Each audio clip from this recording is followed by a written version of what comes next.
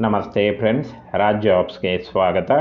ಕರ್ನಾಟಕ ರಾಜ್ಯ ಸರ್ಕಾರದಿಂದ ಅಬಕಾರಿ ಇಲಾಖೆಯಿಂದ ಸಿಹಿ ಸುದ್ದಿಯೊಂದು ಬಿಡುಗಡೆಯಾಗಿದೆ ನೋಡಿ. ಅಬಕಾರಿ ಇಲಾಖೆಯಲ್ಲಿ SSLC PUC ಡಿಗ್ರಿ ಆದಂಥ ಅಭ್ಯರ್ಥಿಗಳನ್ನು ಅರ್ಜಿಗಳನ್ನು ಸಲ್ಲಿಸಬಹುದಾಗಿರುತ್ತೆ.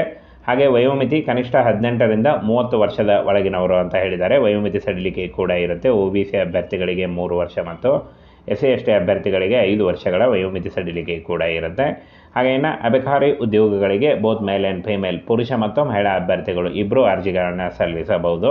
ಕರ್ನಾಟಕ ರಾಜ್ಯ ಸರ್ಕಾರಿ ಉದ್ಯೋಗಗಳ ಹಾಗೆ ಕಾಯಂ ಉದ್ಯೋಗಗಳಾಗಿರ್ತವೆ. ಈ ಒಂದು ಹುದ್ದೆಗಳು ಸಂಪೂರ್ಣವಾಗಿ ಕಾಯಂ ಉದ್ಯೋಗಗಳಾಗಿರ್ತವೆ.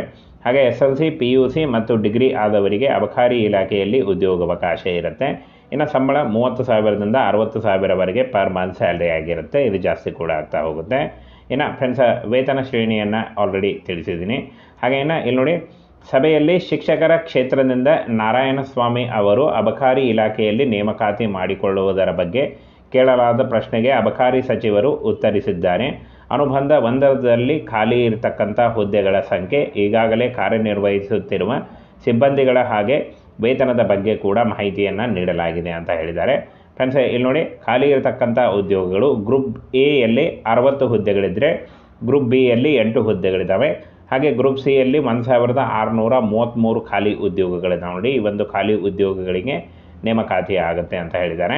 ಹಾಗೇನ ಗ್ರೂಪ್ ಡಿಯಲ್ಲಿ ಬರ್ತಕ್ಕಂಥ ಚಾಲಕರ ಹುದ್ದೆಗೆ ಹಿರಿಯ ವಾಹನ ಚಾಲಕರು 14 ಹುದ್ದೆಗಳು, ಅಬಕಾರಿ ಕಾನ್ಸ್ಟೇಬಲ್ 573 ಹುದ್ದೆಗಳು, ಹಾಗೆ ಮುಖ್ಯ ಪೇದೆ 165 ಹುದ್ದೆಗಳು, ಬೆರಳಚ್ಚುಗಾರ 46 ಹುದ್ದೆಗಳಿದ್ದರೆ ದ್ವಿತೀಯ ದರ್ಜೆ ಸಹಾಯಕರು 137 ಹುದ್ದೆಗಳು, ಶೀಘ್ರ ಲಿಪಿಗಾರರು 34 ಹುದ್ದೆಗಳು, ಹಾಗೆ ಪ್ರಥಮ ದರ್ಜೆ ಸಹಾಯಕರು 136 ಹುದ್ದೆಗಳು ಖಾಲಿ ಇದೆ. ಹಾಗೆ ಅಬಕಾರಿ ಉಪನಿರೀಕ್ಷಕರು 353 ಹುದ್ದೆಗಳು, ಹಾಗೆ ಅಬಕಾರಿ ನಿರೀಕ್ಷಕರು 60 ಹುದ್ದೆಗಳು, ಲ್ಯಾಬ್ ಸಹಾಯಕ 2 ಹುದ್ದೆಗಳು ಖಾಲಿ ಇದೆ. ಹಾಗೆ ಗ್ರೂಪ್ ಡಿಯಲ್ಲಿ ಒಟ್ಟು 1,755 ಹುದ್ದೆಗಳು ಖಾಲಿ ಇದೆ. ಈ ಹುದ್ದೆಗಳಿಗೆ ಅರ್ಜಿ ಸಲ್ಲಿಸಿದ ಅಭ್ಯರ್ಥಿಗಳನ್ನು ನೇರ ನೇಮಕಾತಿ ಮೂಲಕ ಆಯ್ಕೆಯನ್ನು ಮಾಡಿಕೊಳ್ಳಲಾಗುತ್ತೆ.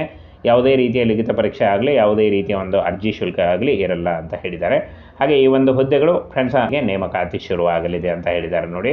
ಫ್ರೆಂಡ್ಸ್, ಇದಿಷ್ಟು ಒಂದು ಅಬಕಾರಿ ಇಲಾಖೆಯಲ್ಲಿ ಖಾಲಿ ಇರತಕ್ಕಂಥ ಹುದ್ದೆಗಳ ನೇಮಕಾತಿಯ ಒಂದು ಇನ್ಫಾರ್ಮೇಷನ್ ಆಗಿತ್ತು ನೋಡಿ. ಏನು ಕೆಲವೇ ದಿನಗಳಲ್ಲಿ ಈ ಒಂದು ನೇಮಕಾತಿಗೆ ಅರ್ಜಿಗಳನ್ನು ಕರೆಯಲಾಗುತ್ತೆ ನೋಡಿ. ನೋಟಿಫಿಕೇಷನ್ ಕೂಡ ಬಿಡುಗಡೆ ಮಾಡಲಾಗುತ್ತೆ.